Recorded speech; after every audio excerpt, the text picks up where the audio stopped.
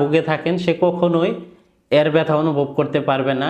এর ব্যথা যখন শুরু হয় তখন কোনো কিছুতেই এই সার্ভিক্যাল রেডিকুলোপ্যাথির ব্যথা কমতে চায় না। ব্যথানাশক ওষুধ, স্টেরয়েড ইনজেকশন, ব্যথানাশক ইনজেকশন কোনো কিছুতেই ব্যথা কমে না। এই ব্যথা 48 ঘন্টা যাবৎ চলতে থাকে।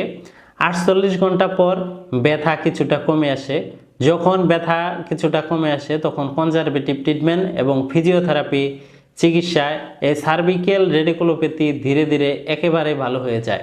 সার্ভিক্যাল রেডিকুলোপ্যাথি হলে অর্থাৎ ঘাড়ের ব্যথা হলে কিভাবে দূর করবেন? প্রিয় দর্শক, এই ঘাড়ের ব্যথা বা সার্ভিক্যাল রেডিকুলোপ্যাথির ব্যথা দূর করার জন্য আমি একটি মেথড আপনাদের শিখিয়ে দেব। এই মেথডটি যদি আপনারা অ্যাপ্লাই করেন দেখবেন যে আপনাদের ঘাড়ের ব্যথা, ঘাড় থেকে হাতের আঙ্গুল পর্যন্ত যে ব্যথা, ঝিঝি, বারবার অবশ অবশ, এগুলো ধীরে ধীরে একদম কমে যাবে ইনশাল্লাহ। প্রিয় দর্শক, ঘাড়ের ব্যথা দূর করার জন্য